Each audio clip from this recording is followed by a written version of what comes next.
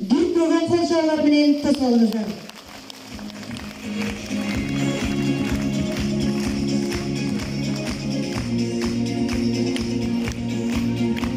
Mektepte emgektenemiz, bilim деп жашап келебиz.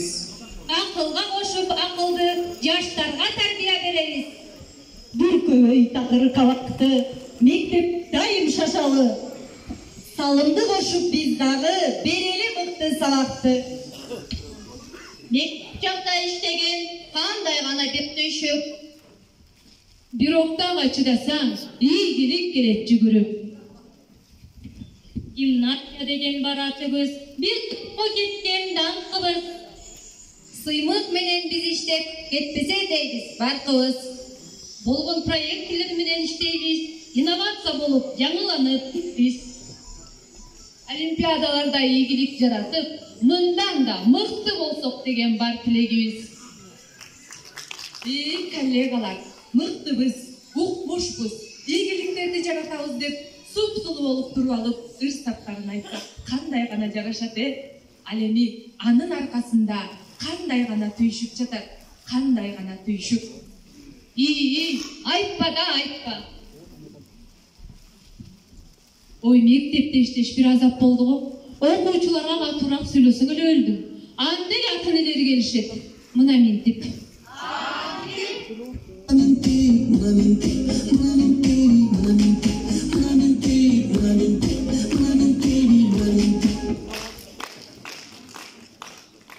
Ата-энелерден балдар ашатай. Эч нерсе сүйлөгөнгө болбой калды. Андан не, балдар тендек кылса да, тартип бузса да, биз жаңылып, жалбар эле тура берелиби я?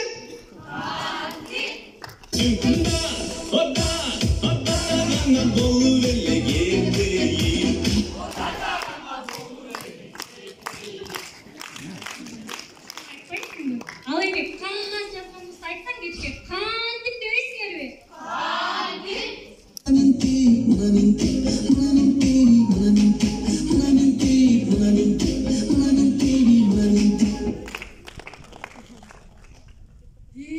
Азыркы окуучулар тим эле куратышат. Өткөндө сабакта тригонометриялык функцияларды өтүп жатканда, укпай чурулдашат. Уккула силерге керек десем, анда бир окуучу айтат. Эже, силер ушинтип эле атат десиңер. Атам 40ка чыкты. Мисалы көзүнүздү вообще колдонбоп турду, өчүрбөдүбү?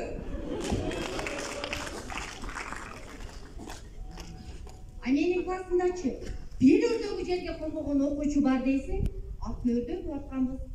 Окуп келдиңби десем, ооба дейт. Анда гана айтчы, ак мөр эмне үчүн Жантай чалга турмушка чыккан десем. Анткени Жантай жогорку кеңештин депутаты болчу деп көйгөтүп атпайбы? Анан да тапандыгын айтайын. Анан ала 3 күн сабакты жок болуп калса, издегенибизчи, кантип дебейсиңерби? Айыл менен кала, көчө менен дала, сени издедим мен, сени гана. Эй, айыл менен кала, галактикада издетпей табылып калсаң гана. Сен жоксуң, жоксуң, тааныбадым сени, сен жоксуң, жоксуң. Анан дагы текшертүүлөр келгендечи, кагаздын көптүгүнөн тим эле ыйлагың келип кетет да.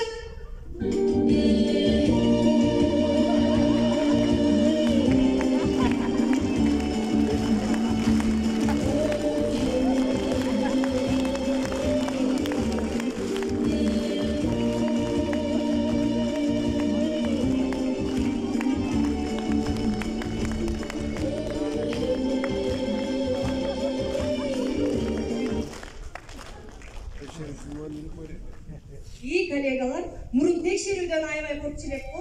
Эми болсо коронавирустан корккан болду. Ошону айтпайсыңбы?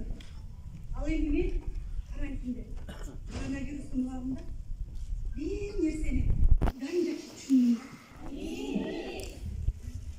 Ой, сен эмне түшүнгөнүңдү билбейм, мен эч нерсе түшүнгөн жокмун да. Онлайн деген окуу бар экен. Bir buruşqa qamalып алып, telefonunu аны тыңшап, telefondan жоқту деген дарды. Telefondan tapşırma verdim. Telefondan diktat tekşirdim. Telefondan maskanı çeşmeye alardı karap soruversem cevap vermem. Urşayın desem baldardı diye özüm jetpeyim. Sözüm jetpeyim. Bunday jöneleşi jönele birimday. Ezilip bittimday.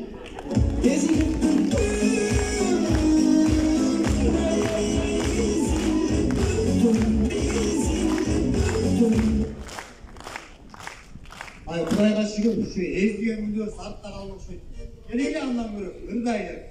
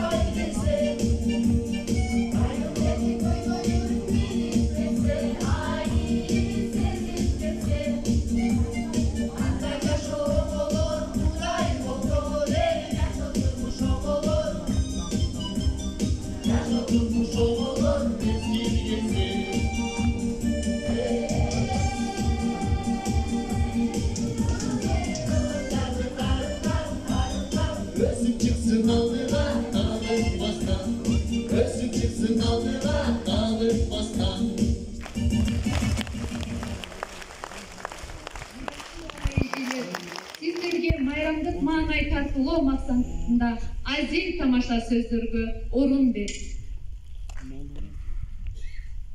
Ал эми чын-чынына келгенде мугалимдик кесип баарынан ыйык, баарынан ийик. Мугалим бар үчүн келечек бар. Мугалим экинчи эне, мугалим жанакер, мугалим фундамент.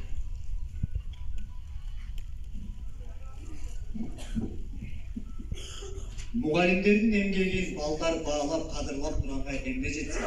Başka düşkün pandemiya uçurunda mugallimlerin emgegin bağlagan atelyeler köpürüp olğunu kuvandırmay koygoy.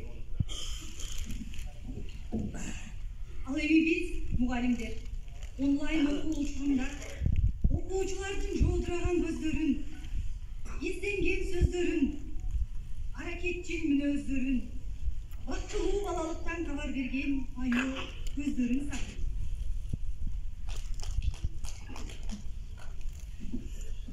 Андыктан бар болсун бактылуу балалык, бар болсун кадимки окуу, аман бололу ардактуу ага эжелер, бар бололу мугалимдер.